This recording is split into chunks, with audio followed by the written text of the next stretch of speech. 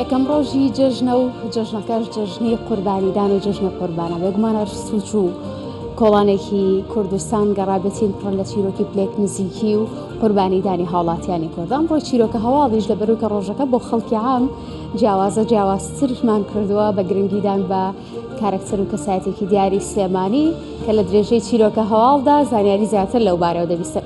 ئێوارتان باش و جژنتان پیرۆز بێت بەخێر بێن بۆ ئێوارەیەکی دیکەی چیرۆکە هەواڵ من لۆ نابەکرم. پارێزگاری سلێمانی داوا لە هاوڵاتیان دەکات قوربانیەکانیان ببەنە کوشتارگەکان بۆ سەربڕین و پابەندی ڕێنماییەکان بن. جێبەجێ بکەن بۆ بتوانن لە بەرەی پلەکانی گەرما زۆر بەرزە ئەو گۆشتە بە خێرایی بگوێزنەوە بۆ ئەوەی کە خراپ. دکتۆر هەڤاڵ ئەبوبەکر دەژڵێت گۆشتی ئاژەڵەکان دوای سەربڕین لە ساردکەرەوەدا بگوازنەوە و بیگەێنە دەستی هاوڵاتیان تاکو تێک نەچێت. لە گوندەکانی سنووری سلێمانی ڕێوڕسمی جژنی قوربان بەڕێوە چوو. جژن لە گوندەکانی کوردانەترە وەک لە شار و شارۆچکەکان.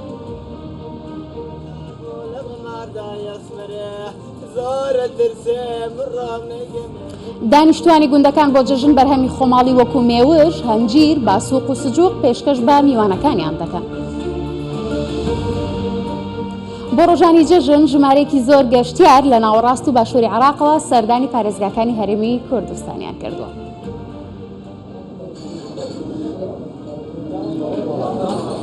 گەشتیاران وەکو ڕۆژانی ئاسایی نانی بەیانی دەخۆن و خۆیان لە قەری برنج و فاسۆلیا نادەن.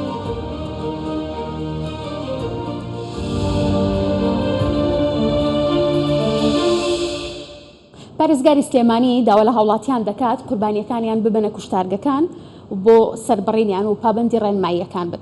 چیرۆکە هەواڵ ئەمڕۆ جیاواز لە ڕۆژانی ڕابردوو بە شێوەیەکی مەیدانی سەردانی دکتۆر هەڤاڵ ئەبوبەکر پارێزگاری سلێمانی کرد لە ماڵەکەی خۆی دیدارێکی کورتمان لەگەڵدا ئەنجامدا. پارێزگاری سلێمانی لە دیدارەکەدا چیرۆکی ژیانی خۆی بە کورتی دەخاتە ڕوو. دکتۆر هەڤاڵ ئەبوبەکر دەڵێت هەموو ساڵێک وەکو نەریتێکی جژنی قوربان ئاژەڵ سەردەبڕن و بۆم ساڵیش بەهۆی بڵاوبوونەوەی تای خوێنبەربوونەوە لە کوشتارگەی نوێی سلێمانی ئاژەڵیان کردووە بە قوربانی و داواشی لە هاوڵاتیانی سلێمانی کرد کە ئاژەڵەکانیان ببنە کوشتارگەکان و پابەندی ڕێنماییەکان بن. گۆشتی ئاژەڵەکانیش دوای سەربڕین لە ساردکەرەوەدا بگوازنەوە و بیگەێنە دەستی هاوڵاتیان تاکو تێک نەچێت. بینەرانی بەڕێز هاتوینە تا ماڵی دکتۆر هەڤاڵ ئەبوبەکر و یەکێک لەو کارکتەر و کەسایەتیانی کە دەمانەوێت چیرۆکە هەواڵ لە نزیکەوە ژیانی ئەوان پیشان بات. دەچین گفتوگۆ لەگەڵ دکتۆر دەکەین و دەزانین کە ئاشناتان دەکەین بۆی کە ژیانی ڕۆژانی بە تایبەتی لە ڕۆژانی جەژنە چۆنە. قوربان فەرموون یاخوا بەخێر بێن سەرچاو ماتن بەخێر بێن یاخوا فەرموون یاخوا بەخێر بێن.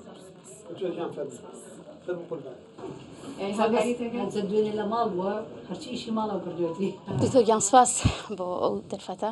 ئینجا ئێمە لە چیرۆکە هەواڵ چیرۆکەکانی خەڵکێنی ناو ستۆدیۆ ئەم جار چیرۆکە هەواڵ هاتەوە بۆ لای ئێوە. ئەگەر خۆتان چیرۆکی خۆتان باس بکەن چیرۆکی دکتۆر هەڤاڵ چییە؟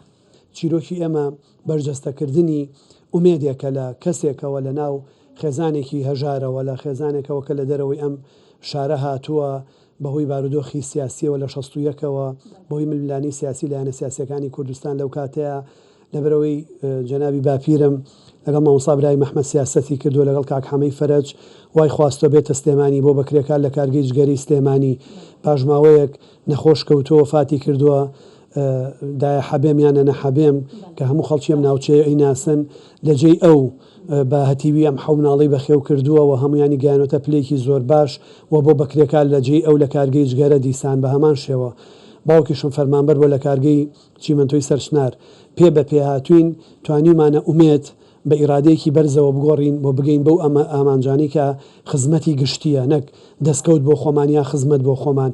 بۆیە بە ئەمە ئەتوانم بە هەموو کەسێ بڵێم کە پێی وایە ئامانجەکانی ئومێدەکانی ئاواتەکانی نایەتە دی هیواکانی نایەتە دی بە هیچ شێوەیە گوانیە هەر کەسێک تێبکۆشێ بە دڵنیاییەوە من ناڵێم بکەی بەڵام لە ڕۆژگارێک ئاگەر لەسەر ڕاستەڕێی ئامانجەکانی بمێنێتەوە ئەگا بەو شوێنی کە ئەوێت. باشە دکتۆر هەر لەم وەڵامی خۆتەوە ینی دیارترین سیفەتی ئێوە ڕەنگە بڵێم سادەییەکەتان و ئەم زمان پاراویەتانەکە خەڵک زۆر ئێوەی پێناسێتەوە ئەمە سیفەتە یان پێشوەختە ئامادەکاری بۆ کراوە ینی بە تایبەتی سادەیەکەتان کە زۆر پێی دەرەکەون پێی دەناسرێنەوە ینی ئەمە ینی بڕیارتانیاوە وابنیانە سیفەتێکی وەڵڵاهی ئەمە توانم بڵێم بەشێکی پەیوەندی بە لایەنی بایۆلۆجیەوە هەیە بەشێکیشی پەیوەندی بە خێزان و کللتور و پەروەردەوە هەیە و ئەو نەوەی کە ئەو سەردەمەی ئێمەی تیا گەورە بووین هەمومان بەم پەروەردەیە لە خوێندنگە لە دەرەوە لە چالاکی قوتابخانەکان کە منە چوون بۆ شێوەکاری لای مامۆستا عەلی جۆڵا و مامۆستا عەلی کەریم شەماڵی برام لای مامۆستا سەلاح ڕەوف مۆسیقای ئەخوێن لەسەر ئەو کەلتورە ڕاهاتوین و من بۆ مەزانی کە بەهۆی خوێندنەوە و زانکۆ و کتێب خوێندنەوەی زۆر و قسەکردنی زۆر و کارکردنی زۆرم لە کاری ڕۆژنامەگەریە ئەم شێوازی کارکردن و قسەکردن بۆ دروست بووە بەڵام خۆشەویستێکان کە بەداخەوە بەهۆی کۆرۆناوە کۆچی کرد کاک ئەدهەم کە یەکێک بۆ لە تێکۆشەرە دێرینەکانی ئەم شارە و لە بەریتانیا ئەژیان بەسەردان پێش 1-2 ساڵاتەوە ئێرە بە ڕەحمەت بێ باسی کردوتی تۆ لە باوکە ناچی لە باپیرتەچی ئەو زۆر قسەزان بووە لە ساڵی 50 قانونی ئەوی لە باپیری زیاتر ئەچی لەبەروی لە قانونی عمل کە دەرچووە ئەو کرێکار بۆ لەوێوە کۆمەڵە تێبینیاوە ئەو یاسایان لە عێراقا لەسەر قسەکانی ئەو گۆڕیوە قسەی ڕەواج بووە بەڕاستی نەنکی شەم دایم دوو دوعای بۆ کردین ئەوی یاخوا قەت دەست نەکەن بە گیرفانی بەتاڵە یاخوا قسە ڕەواج بن باشە دکتۆر سەبارەت بۆی کە بۆ نونە ئەڵێن دکتۆر هەڤاڵ هەرچی ئەڵێت لە فەزای ئامە ئەبێ بە جۆرێک لە هەرایەک سەردەنگدانەوەیەکی هەبێ سەفەری هندستانەکەن ئەبێ بە قسە بێ بە باس لێدوانێکەیەنە بێ بە قسە و باس هەین بۆچی وایە ینی بۆچی دکتۆر هەڤاڵ هەرچێک ئەڵێ لە فەزای ئاما لە لای خەڵک بێ بە مەسەلەیەک کە زۆر قسەی لەسەر دەکرێت زۆر شت بە دوای خۆیان هێن ئەمە چەند لایەنەیە لایەنێکی لەبەرەوەی ئێمە پشتیوان و لایەنگر و خەڵکێکی و هەوادارێکی زۆرمان هەیە من دەنگی یەکەمم لەسەر ئاستی عێراق بۆ ئەنجومەنی پارێزگاکان هێناوە نەگەر کوردستان سەدان هەزار خەڵک دەنگی پێیاوین متمانەیان پێمان بووە خۆمان بە بەردەوامی یەک بست بۆ لەحزەیەک بۆ هەناسەیەک لە خەڵک دوور نەکەوتوینەتەوە خەڵکی پەپلیک لەگەڵمانایە نەوعێکی تر پەیوەندی بە ململانی لایەنە سیاسیەکانەوەیە کە تووشی قەیرانێکە بن بە ئێمە خۆیاندا ئەپۆشن کە باسی ئێمە بکەن خەڵک چاوی بیری لەسەر ئاراستی کارکردنەکانی ئەوان نامێنێ جا هەنێکی بە ئیجابی قسەکردنە لەسەر ئێمە هەنێکی تری بەکارهێنانی ئێمەیە بۆ تێپەڕاندنی دۆخێکی نەخوازراو کە بەسەر حیزبێکایەت بەسەر شوێنێکایەت بەسەر دام و دەستگایەکایەت بەڵام من هەمووین بە سروشتی وەرگرتووە چونکە شتێک لە ئەنجامە ئەیباتەوە خەڵک تێگا کە ڕاستیە کە ڕاستەقینەیە دکتۆر هەر لەبەری کە باسی جژنمان کرد قوربانیت کردووە ئەمساڵ هەموو ساڵێک ئێمە کردومانە بە بەشێک لە ئەرکی سەرشانی خۆمان لەوەتی ئێمە هین سوپاس بۆ خۆی گەورە هەمومان وەڵڵاهی ئێمە قوربانیەکەمان ڕاست باردۆ سپێنێ بۆمانێنن لە سەربڕینخانەی سلێمانی لە قەدەگۆل سەری ئەبڕن و گۆشتەکەی ڕێنمایەکانی ئەمساڵ بۆ مەسەلەن مەسەلەی قوربانیکردن و کا لە هەموو کەسەکەم لەبەر ئەوەی سێ پەتای کوشندە لە هەموو جیهان و لای ئێمەش بڵاو بۆتەوە کە کۆرۆنایە کە کۆلێرایە کە تای خوێنبەربوونە ئەبێ زۆر وریابین ئەبێ بزانین چۆن لەبەر قوربانیکردنێک خەڵک نەکەین بە قوربانی و لەبەر ئەوە داوا لە وڵاتیانەکەم کە قوربانیەکانیان لەسەر بڕنیخانەکان بکەن ڕێنمایە تەندروستیەکان جێبەجێ بکەن و بتوانن لەبەری پلەکانی گەرما زۆر بەرزە ئەو گۆشتە بە خێرایی بگوێزنەوە بۆ ئەوەی کە خراپ نەبێ بۆ ئەوەی کە بۆن نەکا بۆی کە تێک نەچێ دکتۆریان سواز بۆ کاتەکەت زۆر بەخێر بێت ئەوەش پیرۆز چاوەکەمی جژنە پیرۆز بێ و هەمیشە لە سەرکەوتن و زۆر بەخێر بێت ئەوەش نهێنی پشتی زمان پاراوی و ئەو بابەتانی کە دکتۆر هەڤاڵ باسی کردکە نەنکی دوای خێری بۆ کردووە بابەتێکی دیکە باز دەکەین کە لە گوندەکاندا شێوازی جژنکردنە هاوشێوی شار و شارۆچکەکان لە گوندەکاندا ڕێڕسمی جژنی قوربان بەڕێوەچووە بەڵام لە گوندەکانە کەمێک جیاوازتر و کوردانەترە هەڵاتیان بە گەرم و گوڕیەوە سەردانی یەکتریەکەن و گەردن ئازایی و جژنە پیرۆزەش لە یەکتری دەکەن یەکێکی دیکە لە نەریتەکانی جژن لە گوندەکانە پێشکەشکردنی بەرهەمە خۆماڵەکانی خۆیانە لەم راپۆرتەی دالیا کەمالی هاوکارما دای ئامینە ئابینن دای ئامینە ژنێکی بەتەمەنە و بۆ جژن مێوژ و هەنجیری وشکی پێشکەش بە میوانەکانی کردو یەکێکی دیکەش باسووق و سژوق دەدا بە میوانەکانی جژن لەگەڵ بە جێگەیاندنی ڕێوڕەسمەکانی جژن باخداری و لەوەڕاندنی ئاژەڵەکانیشان لەبیر نەکرد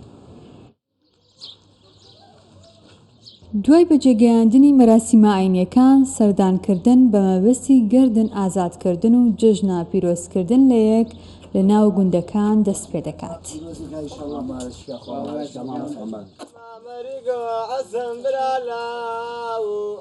گورنشینان بە دروستکردنی کەشێکی خۆش و زیندووکردنەوەی زۆرێک لە نەریتە کوردەوارەکان جژنەکەیان خۆشتر کردووە. لە وڵات لادی هەروە خۆی ماوەتەوانە بەڵام نازانم ڕحم کەم بووە لەژنا دەبوو ناو شارەکانی ژەو نەریتە هەر بەردەوام بێ. لە پاڵ پەیڕەوکردنی نەریتە کۆنەکان چەند کارێکی دیکە هەیە کە گونجنشینان جەژن بێت یاخودنا دەستبەرداری نابن وەکو کاری باغداری و ئاژەڵداری. پێچەوانەی ژیانی شار تەکنەلۆژیا و سۆشیال میدیا نەیتوانیوە گونجنشینان ناچارە پاشەکشێت لەو نەریتە کوردەواریانە بکات کە لە بۆنەکاندا جێبەجێ دەکەن. دا ئامینە بە مێوژ و هەنجیرە و شکراوەکانی چاوەڕێی هاتنی میوانەکانی دەکات. خۆمان زۆر جارمان لەبەر کردووە و هەموو شتێکمان حاضر کرد بۆ جێژنی و جێژنی گەورە و جێژنی ڕەمەزانی گەورەی و قوربانی گەورە بوو. ئەوەمان هەر ئەو دوو جێژنە چێدا سارەکە. لە گوند و ناوچەکانی کوردستان چەندین دابوونەریت هەیە کە لە بۆنەکاندا هاوڵاتیان زیاتر پێوەی پابندن. بە تایبەت لە بۆنە ئاینی و نەتەوایەتیەکان زیاتر پەیوەندیە کۆمەڵاتیەکان لە ناویاندا تۆختر دەبێتەوە. دالیا کەمال، کوردستان 24 گوندی مغاغ ناحیەی پیرەمەگرۆ. بەشێک لە جوانیەکانی ژیان ئەوەیە کە مرۆڤ جیاوازی هەیە بە تایبەتی لە نەتەوە جیاوازەکان لە مرۆڤەکانیشدا جیاوازی هەیە تەنانەت لە شێوازی چێژبینینمان لە شتەکانی دنیا لەو شتانی کە بابەتی چێژوەرگرتنی دەستەی گشتیان یان خەڵکن بە شێوەیەکی گشتی وەکو کورد ئێمە شتانێکیشمان زۆرە کە چێژی هاوبەشی هەیە لەوانە چێشتونانی جەژن کە بەو شێوازێک هەیە مە لە بەیانیانی جەژنایی خۆین برنجونانێکی تێر و تەسەلاماداکرێ بەڵام نانی بەیانی بۆ گەشتیاران کە سەردانی سلێمانی و ناوچەکانی دیکەی هەرێمی کوردستانیان کردو جیاوازە.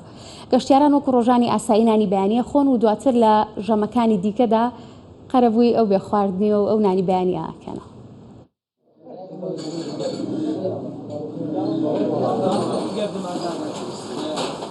نەریتە حیاتەکەی کوردستانیان لە یەکەم ڕۆژی جەژن فاسۆلیا و برنج و گۆشتەکەیە.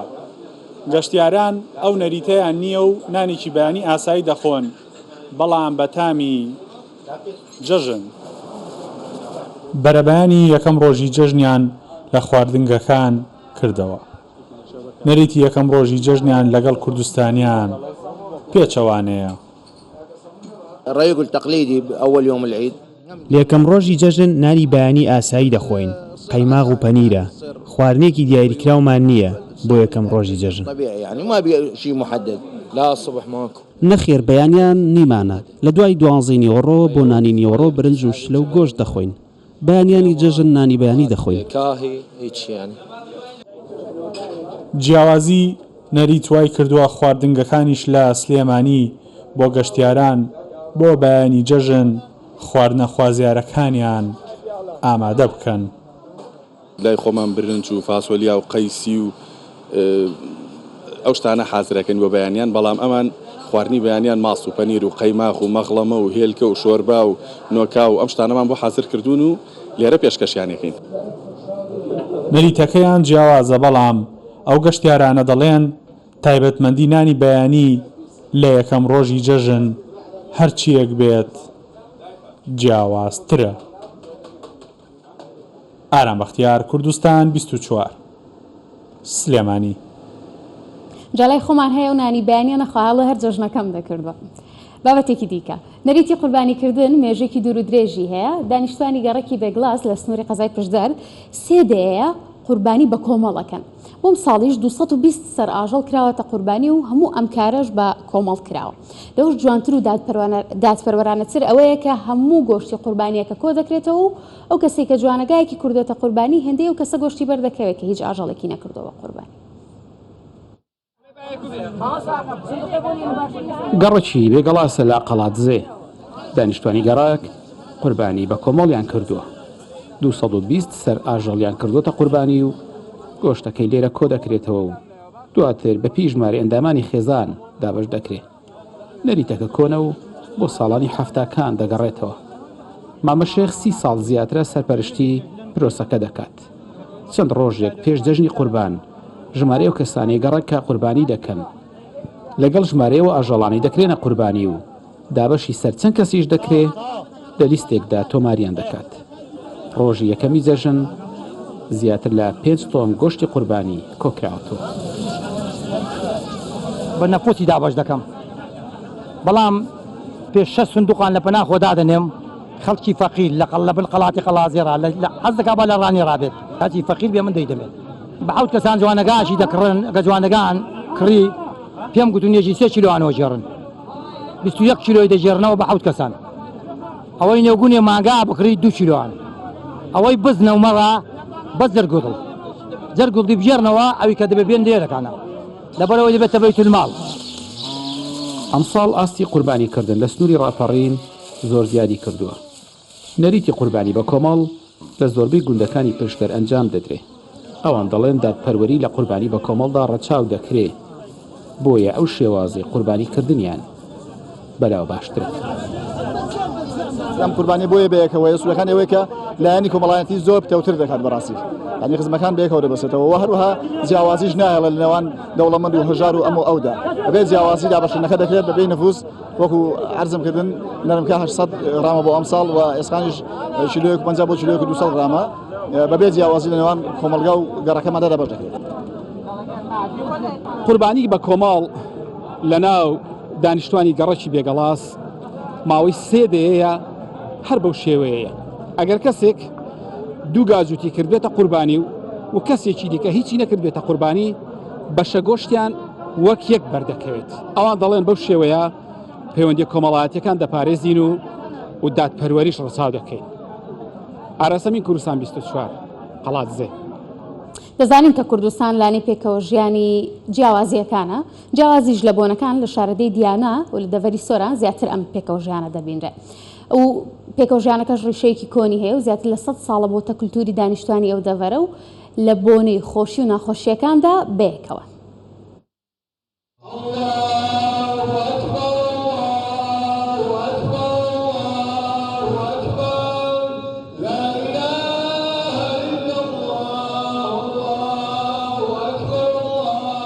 چالاکوان و کەسایەتی کریسیان و بۆ جەژنانەی مسلمانەکان هاتوون. ئەم دیمەنە بەردەوام لە خۆشی و ناخۆشی و تەنانەت کاتی ئاسایش لە شارەدەی دیانە و دەڤەری سۆران دەبیندرێن. لێرە جیاوازی ئاینی بۆتە هەوێنی پێکەوە ژیان. یەکێک لە هێما و سمبولهەرە جوانەکانی دییان بریتە لەو پێکەوە ژیانە کە بەردەوامە بۆ 100 ساڵ و ئێمەش لەسەر ئەمرەتکەیە بەردەوامەوین. ئەو پەیوەندیە بەردەوامە تەنها لە ڕۆژەکانی با بڵێن خۆشی و ناخۆشیەکاندیانە بەڵکو بەردەوامە ئێمە پێکەوە هەماهەنگین هەر کێشەیەک هەر ئاریشەیەک کە بیتن ئێمە بەیەکەوە چارەسەرێکن کاری بۆکەین. پێکەوە ژیان لە باپیرانیانەوە دەستی پێکردووە و مسلمان و کریسیانەکانی دیانە کار بۆ ئێستا و داهاتوش دەکەن بۆ هێشتنەوەی ئەم کلتورە. هەوڵماندایە لە هەموو قۆناغەکاندا ئەو پێکەوە ژیانەیە بپارێزین و هەمیشە پەیوەندی کۆمەڵایەتیشمان زۆر بەهێزە لە یاد بوونە ئاینیەکان لە یاد بوونە نەتەوەیەکان و هەوڵمانداوە بەڕاستی ئەو پێکەوە ژیانەی کە لە دەڤەری سووران هەیە بەکردار شۆڕی بکەینەوە خوارەوە بۆ ئەوەی نەوەی نوێشنەوەی داهاتوش لەسەر ئەو پێکەوە ژیانە بەردەوام بێت.